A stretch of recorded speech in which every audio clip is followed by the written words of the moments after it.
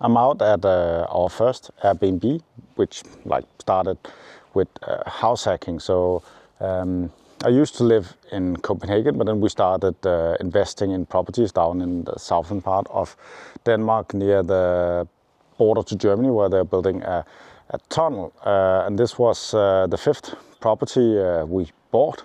And then at that time I wanted to quit my job, so I didn't want to work anymore after getting this property. It was fairly cheap, so what was it, like somewhere between 60 and 70,000 to buy this property. When you look from the sky, it looks like not so well.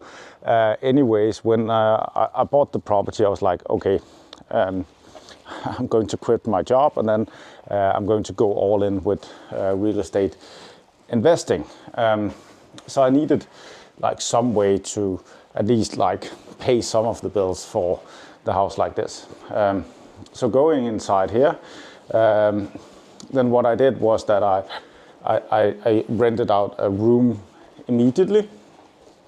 So with renting out the room, I'm walking down this very large property. Then I rented out the room that's behind the store here. And then the guy there paid 4,500 Danish crowns per month. So that equals to around, what is that, $70, $60-70 per month for renting the room. And that actually covered most of the costs associated with the house. So he was paying that would pay the heating, electricity, internet, water. So I only needed to pay the interest rates and the pay down on the loan. And in Europe we had negative interest rates. So the interest rate was actually minus 0.2%. So I didn't really pay any interest. So it was only paying down the mortgage. So what happened was that my wife is from China, so she had to go to China for 4 months at that time. So I used to have this entire thing to myself, and I was thinking, I don't need that much space. What could I do with it? So what I did here was that I thought, okay, let's try some Airbnb, Booking.com.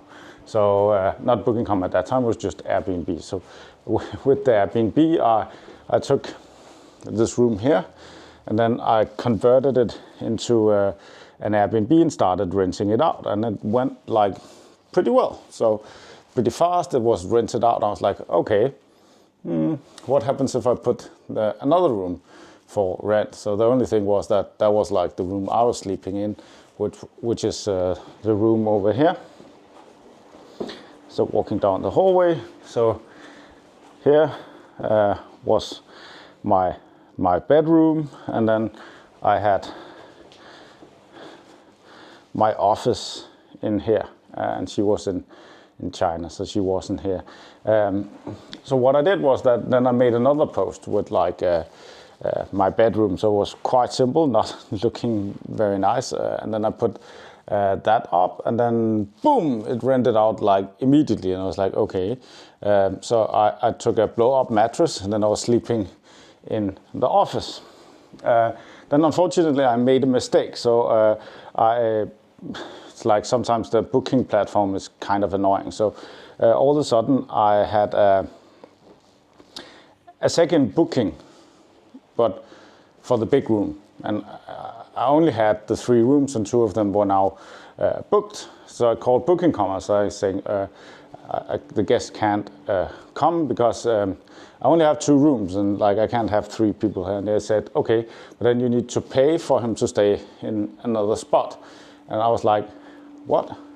And it was like, yeah. And that would cost 3-4 times more. And I was like, no, I'm not going to do that. I'm not going to pay that amount of money. So what I did was that then I built a great wall, made the Airbnb great again. So what I did was that I built this wall here in 2 days, 3 days time. And then I converted this room into another Airbnb thing. And then that was rented out. Then a girl that had stayed here a few times, that was working down with overseeing workers with windmills from something in the UK called DV Wind Power. She was, she's a manager there. Was a manager there. So she needed a room, and he had stayed with us before, and I was like, okay.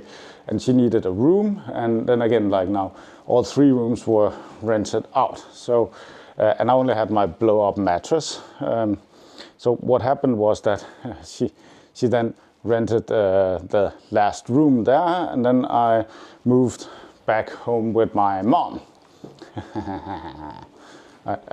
And then she was sleeping on the blow-up mattress for, I think, till she made the first payment for the first month, and then I used that money to buy a bed for the room and kind of finish that room. And then I started, like, I needed a new place to stay, so I started, I'm not super proud of it, but then I created this new room. I had a spare window. It's part of the garage, actually.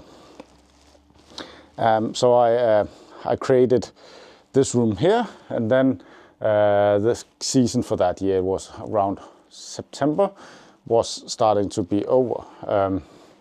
But that's kind of like, and then all the improvements, all the things I did, all the furniture more or less was like just paid for by the guests. So every time there was a guest, I would like spend the money improving it. So kind of like a funny story is that with the door to the toilet, so for the first 3 months there was no door handle on the door to the toilet. And then we upgraded a few things, and all in all. And then the second year and the third year, the property has been giving around like a revenue of like 60, 70,000, 80,000. It's kind of funny. It's around the same kind of numbers. You just 10x, like Grant Cardone says. So the numbers have been like the 60 to 70,000 revenue per year on this property, and this is only like part of it. We still have like the other part down there that we are considering working on. It's I think, not sure what the video is called, but we are making a few videos about that we're going to use that for Airbnb in summertime this year to see if we can boost the revenue a little bit on the property. So just a short introduction to this place. So right now it has the 6 rooms. So we have a room there, room here, there, and then 2 down at the bottom that we are renting out. The price varies somewhere between around $40-50, and then in the high season, some of the other years now there are more competition because I started teaching the neighbors and other local people how to do this too. So I created competition for myself, but I don't really care. It's about sharing, right? So now there are like more competition. But back then I could, for a room like this in the high season, we could actually charge like $120 for that. So that was pretty cool, but that was only in the second year and the beginning of the third year. Second year, yeah. Now it's more like $50-60, and then in the high season, then it's up to like $100 for a room like this because of the competition. Anyways, it was just an introduction to our crazy rooms thing. What do you think? Write it in the comments below. If you're new to the channel, subscribe to the channel, and else I'll see you in the next one. Bye.